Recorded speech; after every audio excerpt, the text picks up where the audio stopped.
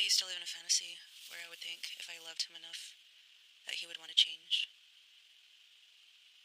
Or if I did more for him, made the house look beautiful, make myself look beautiful, make sure the kids are well behaved. I had a stupid illusion, a stupid idea that I thought it would make him happy. And I thought it would make him want to be a better person, a better husband, a better father. And it wasn't realistic, it never was. I know now that people like him cannot change. It's rare that somebody with extremely high MPD traits, it's very rare that they change, and it has to be under very specific conditions. Real change requires anybody to have deep self-awareness and the ability to hold oneself accountable.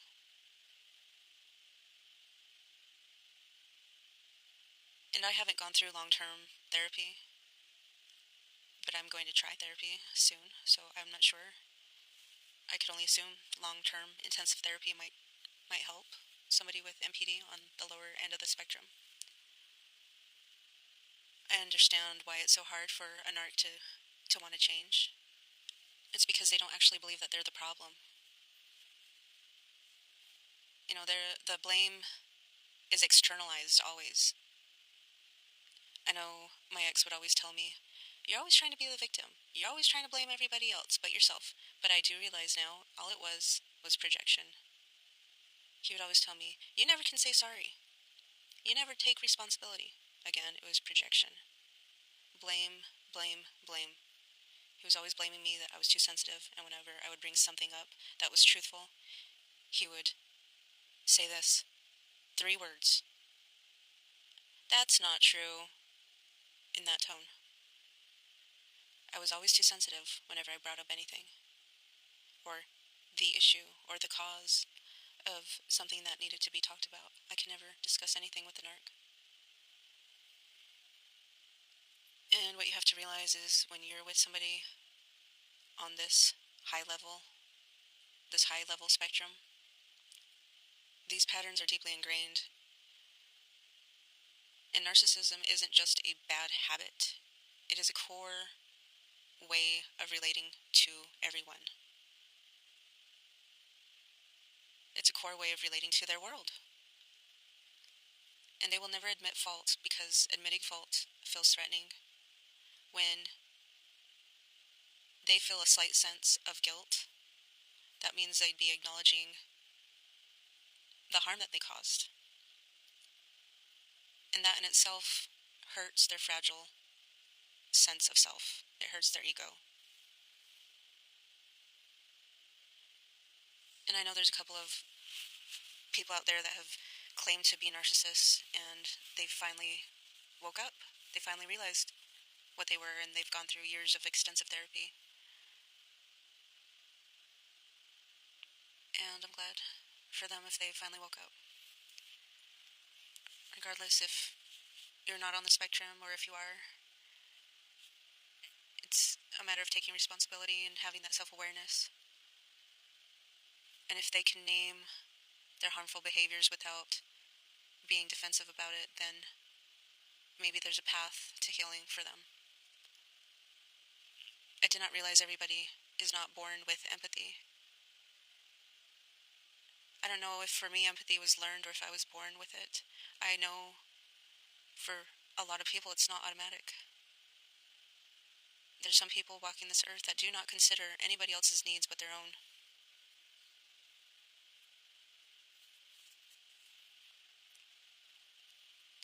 I believe that I need to look more in depth into the possibility of having my kids enter into therapy or myself. But I know the narc that was in my life, he'll never even consider it.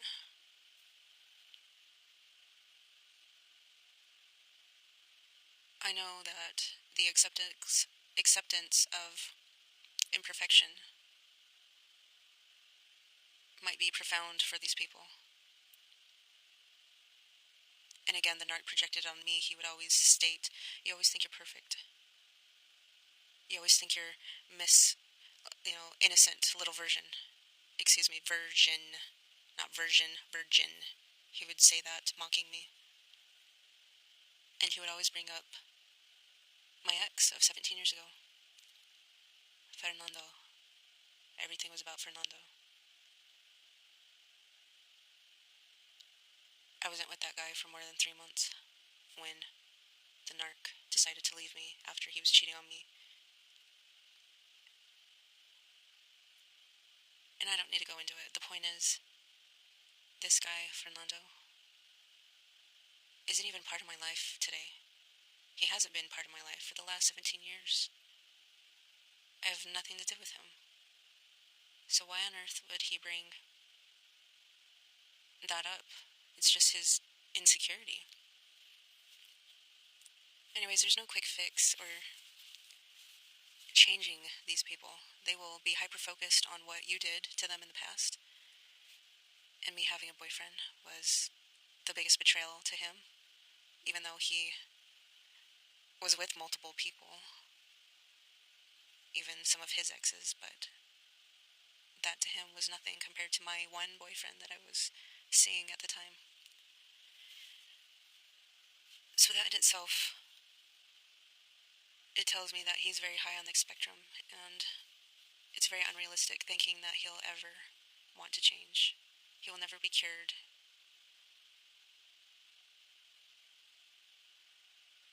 And he destroyed this family. He was never motivated to change. Never motivated at all. Even to change for himself. Forget about me or the kids. He will not change for himself.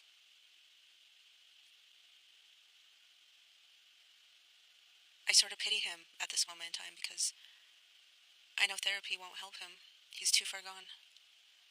And I know therapy probably will not erase his behaviors.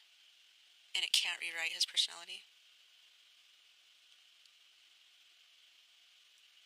I just hope that he won't go off the deep end and hurt himself or anybody else. Especially his kids. I'm talking about this because it's closure for me. I need to close the chapter on having hope that he'll want to change for the betterment of our 13-year-old that is still going to be part of his life for the next couple years. And I know I have to set firm boundaries.